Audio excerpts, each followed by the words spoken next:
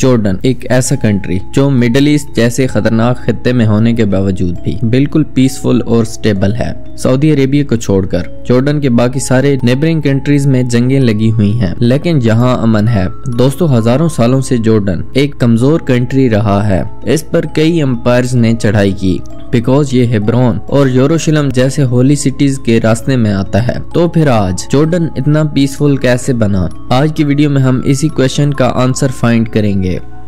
सबसे पहले जानते हैं जॉर्डन की जियोग्राफी के बारे में। जॉर्डन मिडिल ईस्ट के खुश्क तरीन कंट्रीज में से एक है, जिसके 75% एरिया पर डेजर्ट है, जहां बारिश बहुत कम होती है। जॉर्डन की कोस्ट लाइन सिर्फ 26 किलोमीटर की है।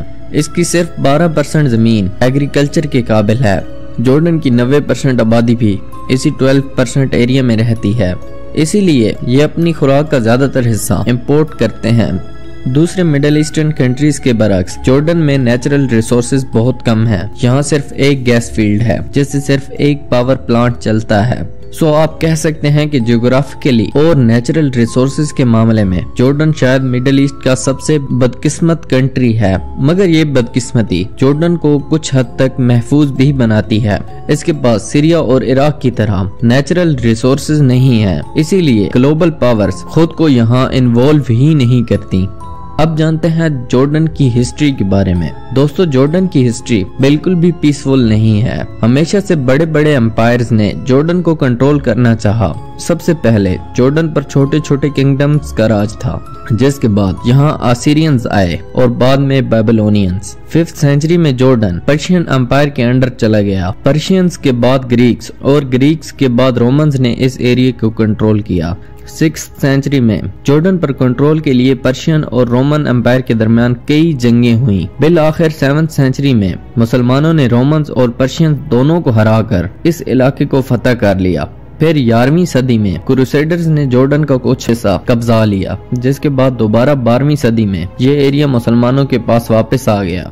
16वीं सदी तक यहाँ मिस्र के ममलूक्स ने हुकूमत की, जिसके बाद यहाँ आए ओटोमन्स। 400 सालों तक ये एरिया ओटोमन एम्पायर के अंडर रहा, मगर उन्होंने इस सारे अरसे में इस एरिया को नजरअंदाज किया। सिवाय यरूशलेम के गेटवे के जॉर्डन उनके लिए कुछ खास अहमियत नहीं रखता था। इसी वजह से लोकल जॉर्डेनियंस ओटोमन एम्पायर के खिलाफ हो गए और वर्ल्ड वार 1 में उन्होंने ब्रिटिश एम्पायर का साथ दिया।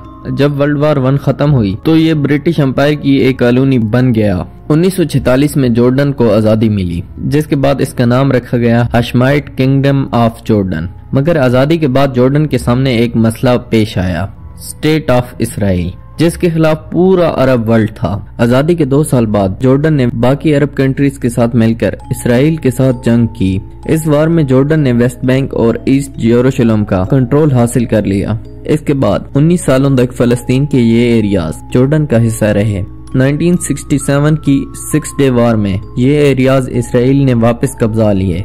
1973 की इसराइल अरब वार में भी जॉर्डन ने हिस्सा लिया। इसी टाइम बड़ी तादाद में फलस्तीनी रेफ्यूजीज जॉर्डन में आकर आबाद हुए। इन रेफ्यूजीज के आने से जॉर्डन की इकोनॉमी और पॉलिटिकल सिस्टम पर बुरा असर पड़ा। 1999 तक जॉर्डन बहुत ज्यादा अनस्टेबल कंट्री रहा, लेकिन फिर ऐसा क्या हुआ कि आज जॉर्डन मिडिल ईस्ट का सबसे पीसफुल और स्टेबल कंट्री है। 1999 में अब्दुल्ला II जॉर्डन के किंग बने। आते ही इन्होंने कुछ फैसले किए। अपने सिटीजन्स की सिक्योरिटी और वेलफेयर उनकी टॉप प्रायोरिटी थी।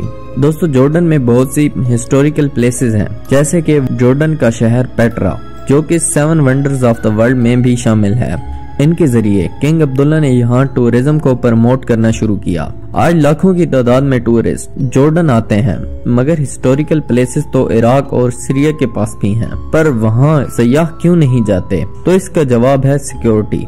किंग अब्दुल्ला ने आते ही इसराइल के साथ पीस ट्रीटी साइन कर ली, जिस वजह से जॉर्डन के ताल्लुकात यूएसए और यूके से भी बहुत करीब हो गए और इनसे इन्हें फाइनेंशियल एड भी मिलने लगी। लेकिन इसराइल के साथ पीस डील करना खतरनाक भी हो सकता था, क्योंकि बाकी सारे अरब कंट्रीज इसराइल के खिलाफ थे। बट इन कंट्रीज ने जॉर्डन के खिलाफ कोई एक्शन क्यों नहीं लिया? इसके पीछे एक बड़ी वजह ये थी कि जॉर्डन लाखों रेफ्यूजीज को पनाह दिए हुए था। 30 लाख फलस्तीनी, 11 लाख सीरियंस और बड़ी तादाद में इराकी, आर्मीनियंस और चेचन्स जॉर्डन में आबाद थे। इसीलिए बाकी सब कंट्रीज जॉर्डन की रिस्पेक्ट करती थीं।